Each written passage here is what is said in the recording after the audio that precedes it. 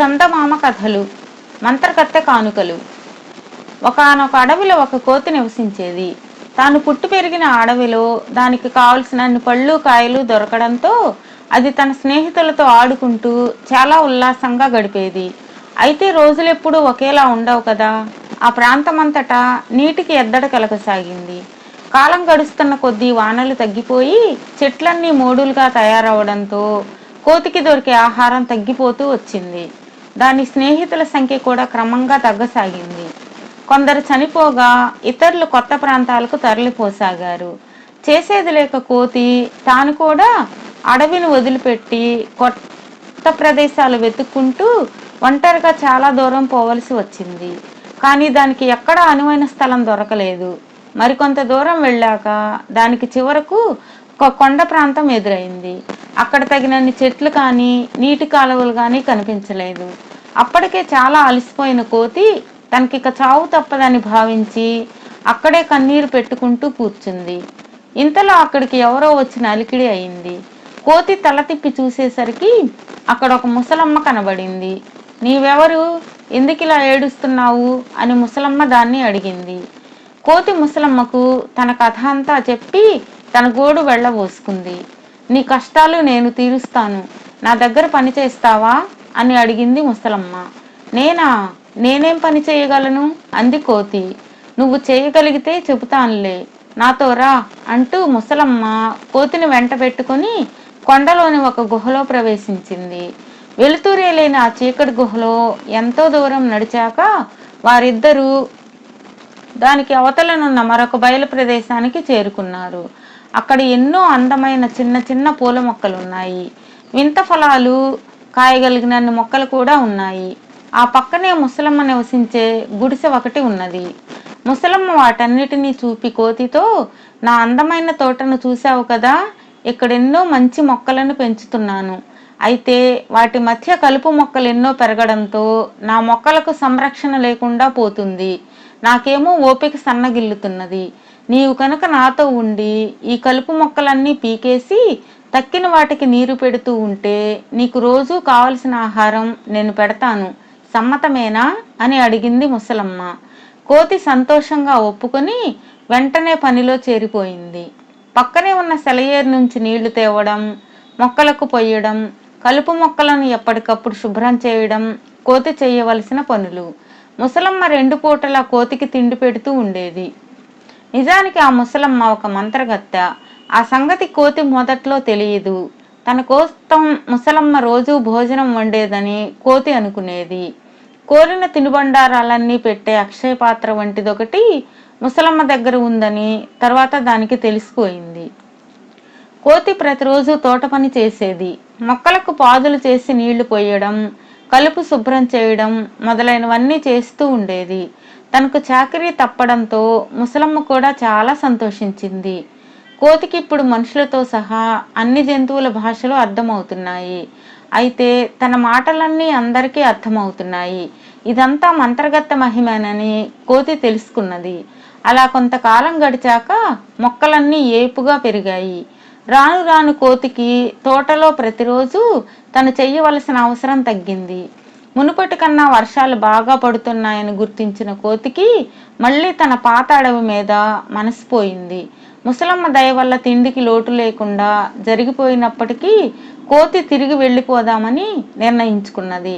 తన మనసులోని ఆలోచనను అది ముసలమ్మకు చెప్పి ఆమె దగ్గర సెలవు తీసుకున్నది. ముసలమ్మ దానికి వీడ్కోలు చెబుతూ దానికి ఒక బూరాను, విల్లమ్మును కానుకగా ఇచ్చింది. అవేమిటో అర్థం కాకపోయినప్పటికీ మర్యాదకు వాటిని స్వీకరించి కోతి ముసలమ్మకు నమస్కారం పెట్టింది. అప్పుడు మళ్ళీ ముసలమ్మ దానితో, ఏయ్ కోతి, అవేమిటనుకుంటున్నావు? వాటికి ఎంతో మంత్రశక్తి ఉన్నది తెలుసా? ఆ విల్లుతో బాణం వేసినట్లయితే ఎంత పెద్ద జంతువైనా సరే చచ్చిపోతుంది. అలాగే ఆ బూర కనుక ఊదినట్లయితే విన్న వాళ్ళందరూ నాట్యం చేయడం మొదలు పెడతారు.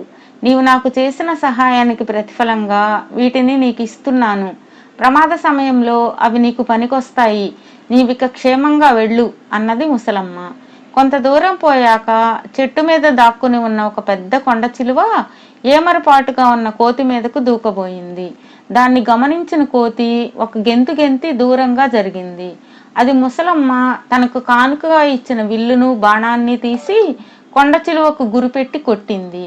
వాటికి ఉన్న మంత్రశక్తి వల్ల బ్రహ్మాండమైన ఆ కొండ చిలువ కాస్త వెంటనే చచ్చిపోయింది.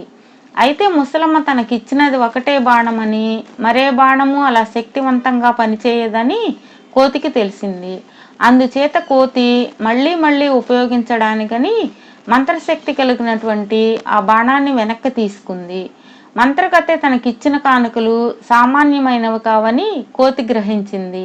మనుషులు కాక ఈ కానుకలను వాడగలిగిన జంతువులు కోతులు మాత్రమేనని, అందుకే ముసలమ్మ వాటిని తనకిచ్చిందని కోతికి అర్థమైంది. ముసలమ్మ చెప్పినది నిజమేనన్నమాట. వీటి వల్ల నాకు ప్రాణాపాయం తప్పింది, బతుకు జీవుడా అనుకుంటూ కోతి ముందుకు సాగిపోయింది. మరి కాసేపటికి ఒక కోనలో ప్రవేశించినప్పుడు ఒక ఎలుగుబంటి భయంకరంగా అరుస్తూ కోతి మీదకు వచ్చింది. విల్లమ్ములు ఉపయోగించే వ్యవధి లేకపోవడంతో కోతి తన బూరాను ఊదసాగింది. దానితో అంత పెద్ద ఎలుగుబంటి నాట్యం చేస్తూ దాని వెంట రాసాగింది. బూరాలోని మంత్రశక్తి ఎటువంటిదంటే అది మోగుతున్నంతసేపు తాను చేస్తున్న నాట్యాన్ని ఆపడం ఎలుగుబంటికి సాధ్యం కాలేదు. ఈ విషయాన్ని గ్రహించిన కోతి తన బూరాను ఊదడం ఆపనూ లేదు. కొంతసేపు గడిచాక ఎలుగుబంటికి అలసట కలగడంతో కళ్ళు తిరగసాగాయి. అప్పుడు కోతి దాన్ని ఉపాయంగా ఒక జలపాతంలోకి నెట్టగలిగింది. అలా ఎలుగుబంటి పీడను వదిలించుకున్న కోతికి మరి అపాయము కలగలేదు. ఆ తర్వాత కోతి తన బూరాను విల్లమ్ములను విడిచిపెట్టలేదు. తాను ఇంతకాలము పడ్డ శ్రమకు మంచి ఫలితమే దక్కిందని కోతి భావిస్తూ మరింత ఉత్సాహంతో తన పాత నివాసానికి ప్రయాణం కొనసాగించింది. మధ్యాహ్నం వేళకు కోతికి దాహం వేసింది. మంత్రశక్తి కలిగిన తన వస్తువులను చెట్టు మీద దాచి కోతి నీరు తాగడానికని చెట్టు దిగింది. ఇంతలో ఒక భయంకరమైన తోడేలు అరుస్తూ దాని మీద పడింది. దాన్ని చూడగానే భయంతో వణికిపోయిన కోతి దానితో, నా వంటి బక్క ప్రాణిని తింటే నీకేం లాభం? నన్ను ప్రాణాలతో వదిలిపెడితే నీకొక కానుక సమర్పించుకుంటాను, సరేనా అని అడిగింది. ఏమిటా కానుక అని అడిగింది తోడేలు. అదిగో ఆ బలిసిన అడవి పందిని చూసావా? దాన్ని నీకు ఆహారంగా పెడతాను, చూసుకో. ముందు నా విల్లమ్ములను తీసుకొని అంటూ కోతి చెట్టెక్కి తన విల్లమ్ములను తీసుకుంది. తోడేలు తన సమీపానే ఉండడంతో కోతి దాన్నేమీ చేయలేకపోయింది. తోడేలు చూస్తుండగానే కోతి అడవి పందిని తన బాణంతో కొట్టింది. దాంతో అంతలావు అడవి పంది కాస్త కూలిపోయింది. అది చూసి తోడేలు ఆనందంగా అడవి పందిని ఆరగించసాగింది.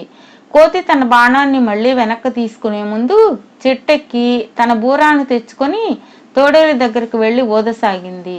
తోడేలు ఆ సంగీత ప్రభావానికి లోబడి తినడం మానేసి నాట్యం చేయసాగింది.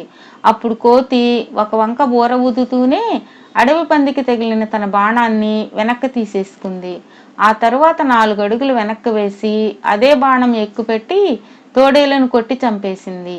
ఆ విధంగా తోడేలు బాధను వదిలించుకున్న కోతి ఆ తర్వాత తన బూరాను ఒక తాడు కట్టి తన మెడలోనే వేసుకుని తిరగసాగింది. చాలా రోజుల పాటు నడిచాక కోతి తన నివాస స్థలాన్ని చేరుకోగలిగింది.